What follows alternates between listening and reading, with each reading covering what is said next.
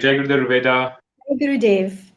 So we have Ruweida Soni with us today, and she's from Cape Town, South Africa, and she's first teacher of Art of Living in South Africa. So we are going to listen to so many stories how Art of Living started in South Africa, and all the exciting initial times of Art of Living.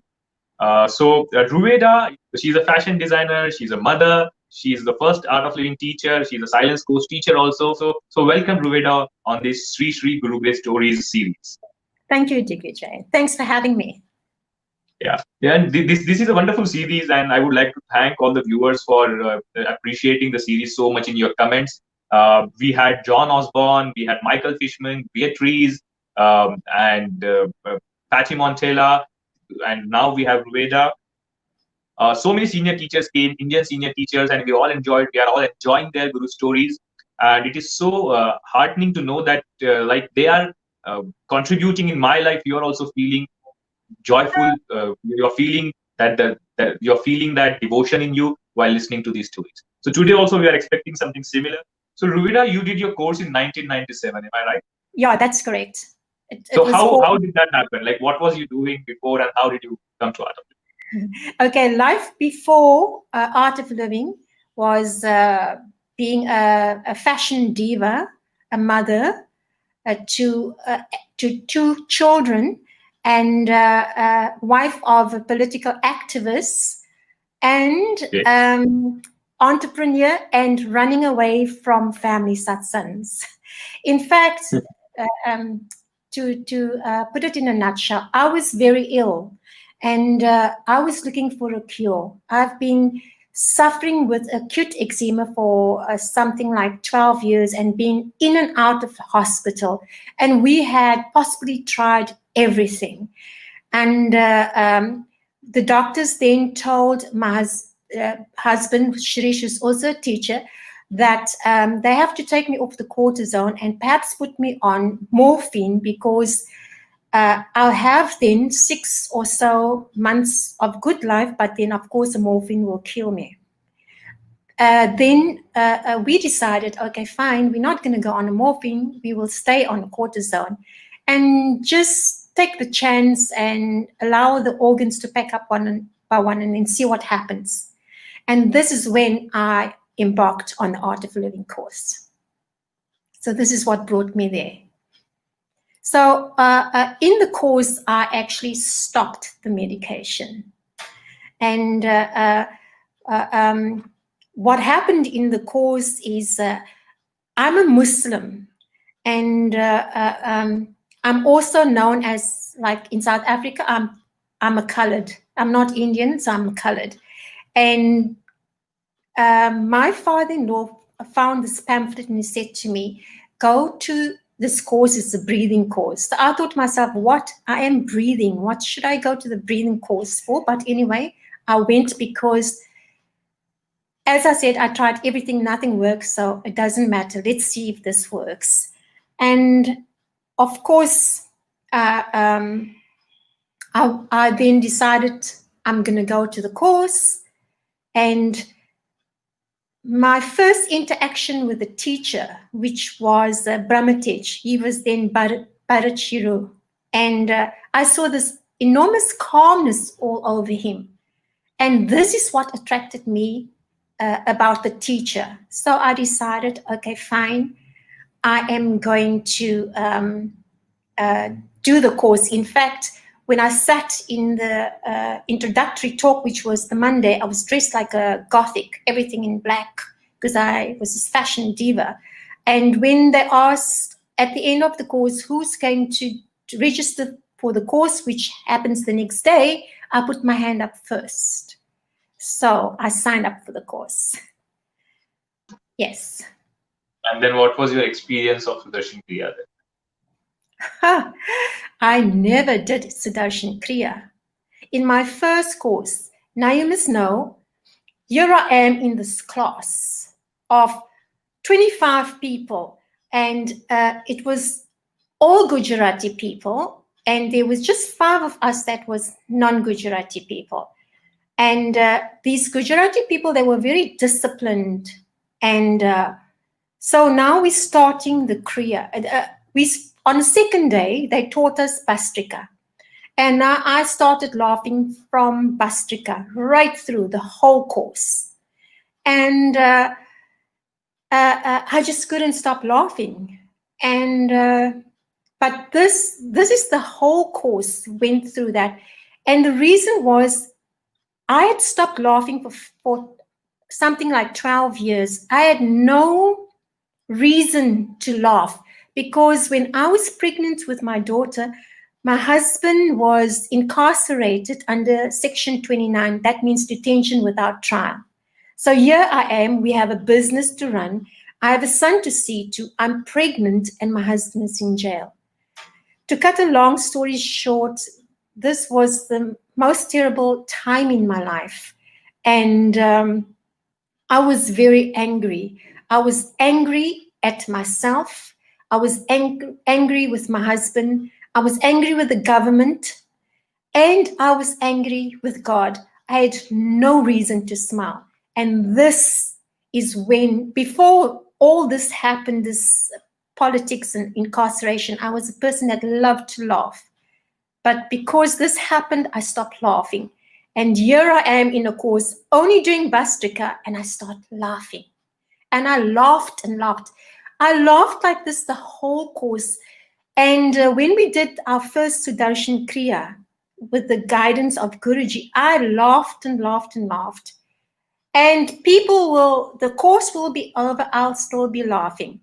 Then on a Saturday, in those days, it was a 6-day course. Then on a Saturday, when we had to do short Kriya, this is now without the tape, and we did short Kriya. And this is, while I was doing Kriya, I felt myself being lifted out of my body. And there was this angel that took me by the hand and lifted me up. I went through the roof. When I looked down, I saw my body sitting there and everybody else doing Kriya. And they took me up to this wide open field. Now, you must remember, during those days, I have not seen a picture of Guruji. Just after the Kriya, the teacher would pick a picture of Guruji, and it was a picture where Guruji's hair was tied up. And anyway, I got lifted up till I got to this wide open field. Oh, by the way, at that point in time, the azan was going off because the hall was close to the mosque. And I was praying with the azan, and as I was being lifted up. Now, in the course, I would not even say Om because I'm a Muslim. And, I just couldn't say Om. And so then I was praying with the azan and I got lifted up. And then when I looked to my right side, I saw Guruji sitting. When I looked to my right side, I see our Prophet Nabi Muhammad. And this is the second time that I have a glimpse of him in my life. As Muslims, we don't get those glimpses, especially a woman. And I saw him sitting there under a dome, a marble white dome. And he was dressed in white and he had long hair. And then when I looked to my left, I saw Guruji, but this time I saw him with his hair down. And there were people dancing around me, and he called me. He called me like this, And of course, I was very skeptical. Oh, what is this? We don't believe in gurus and all that. I'm a Muslim. And then again, when I looked to my right, our Prophet Nabi Muhammad told me to go to Guruji. And as I walked towards Guruji, I came back, and I'm back in the hall again. And this time, from all the laughter, I was just crying and crying and crying and crying. And this was like really giving me permission to follow Guruji. So then, of course, I was. This was my first experience of Sudarshan Kriya, and this was a short Kriya.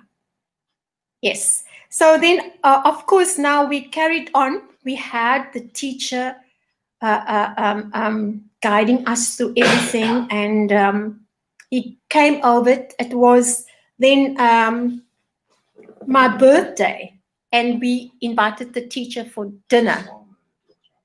And who was the teacher then? It was Swami Brahmatej. Oh. Yeah.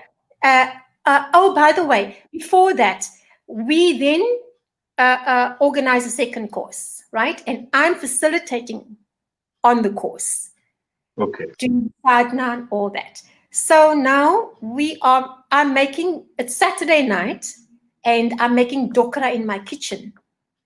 And then, when I used to do Kriya, that whole week when I did Kriya, I would get all these smells and beautiful smell, of jasmine and rose and whatever. And I always knew Guruji was around me.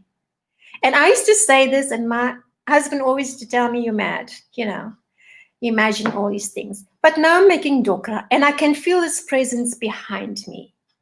And then I looked behind. It's like, I just felt very hot.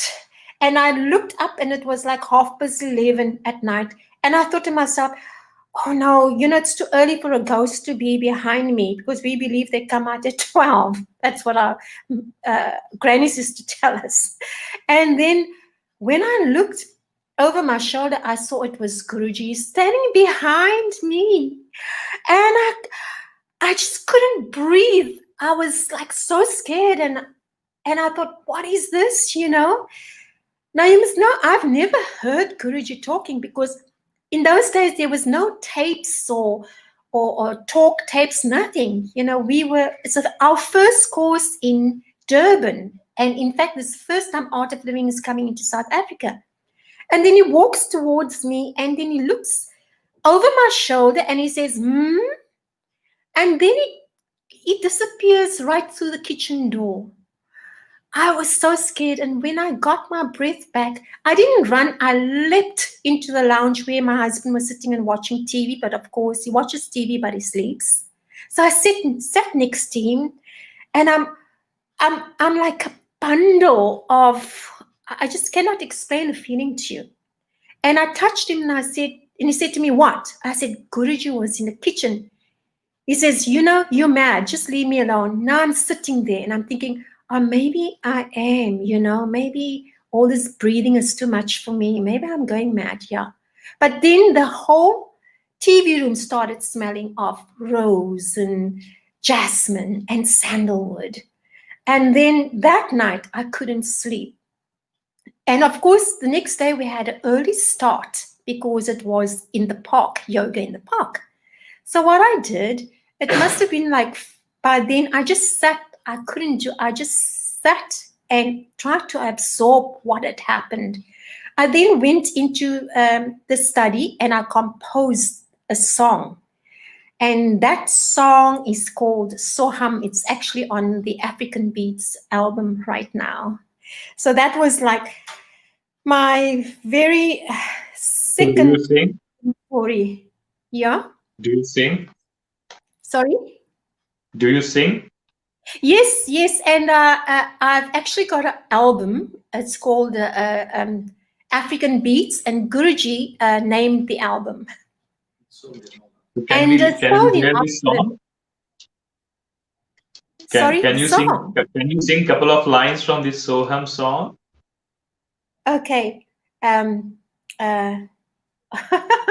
Wow. It doesn't matter how much you sing, but you always get butterflies in your stomach.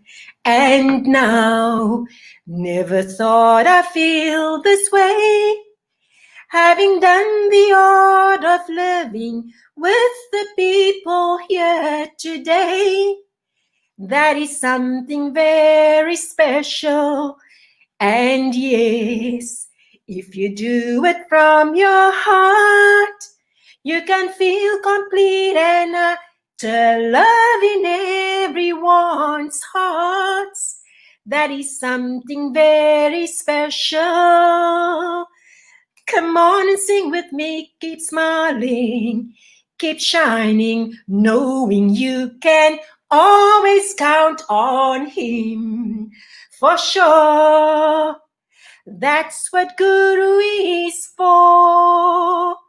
For good times and bad times, he'll be on your side forevermore. Whoa, that's what Guru is for. Soham, Soham, soham, soham, soham, soham, soham, soham, soham, soham, soham. That is something very sacred. And yes, so that's how it goes. Amazing, amazing. Yeah. Yeah, you have nice beats to this song, no? It's so nice. Yes. Okay, so now this song. So then we had the picnic the next day, and then I told Brahmatij what happened in the kitchen. This, and he just smiled. I said, Guruji was there in the kitchen, and this is what happened last night. Okay, so he just smiled, and then he asked me anyway, just like what you did now. He asked me sing the song, and decided to sing it for the class. Now the next Tuesday. It was my birthday, and I invited Brahmatij and a few of the participants to my house for dinner. And Brahmatij had not spoken to Guruji before that. He asked whether he could make a phone call to Gurudev. So we said, oh, yes, of course, sure. And he makes this call to Guruji. And he talks to Guruji. Now, I was sitting next to Brahmatij, and I heard what he was telling Guruji. He was speaking in English. He was not speaking in any other language that I couldn't understand. And he spoke to Guruji, and he didn't talk about me. He just spoke about what is happening. And then he gives the phone to me in my hand, and he says, ask Guruji where he was on Saturday night. And then I was very brazen. I says, Gurudev, where were you on Saturday night? And Guruji says to me, Ruweida. I thought, oh, he knows my name. He says, I was there with you in the kitchen. Don't you know? And I dropped the phone. I thought, oh my goodness, what is this? Again, I was dumbstruck for words. I couldn't say anything. I just sat numb. And then I didn't even try to understand what was happening, because I really didn't understand what was happening. So that was like, for me, that was like, no, here's something going on that I don't know what is happening here, because I've never experienced this, and this is just something else. It's beyond me. Yeah. So that is actually my first course experience, and the following week. So Gurudev was like completely in his guru element, in his mystical element with you since beginning, huh? That is most of my experiences are like that. For me, it's like I'm actually very jealous to be with Gurudev and so many people. It's I really don't appreciate that so much, but I appreciate just having him to myself. Like, when I'm at home, I have him all to myself. Most of the time, I have him all to myself, and all these things happen. We don't know who we're dealing with. We really don't know. We take that physical body for granted. And when did you get an opportunity to interact with his physical presence? One-on-one speaking or meeting. All right. So then in 97, so I did the course on the very first course happened on the 2nd of June. 2nd to the 8th of June, the 10th was my birthday. And then December, we came to the ashram for the first time. So that was my first time when I met Guruji. Now I arrive at the ashram, both Shrish and I. And they said, Guruji will be in the hall at 4 o'clock.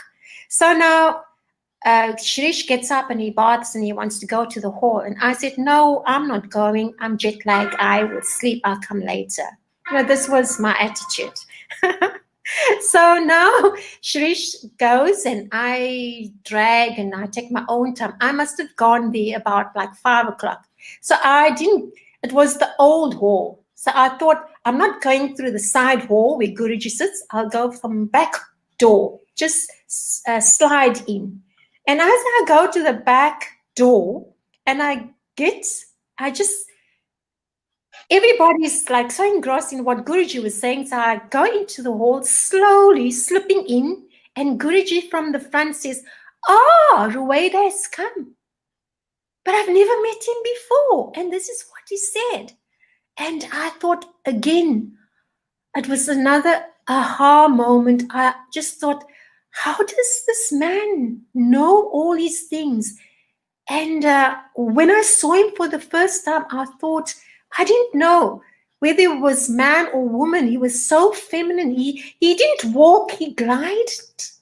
And I thought, oh my goodness, what an amazing human being. And he can read your mind, he can know what you want, and he can just do what you want. So anyway, we spent our time in the ashram, and Guruji then personally met us, and we were. What was amazing is we were doing seva, and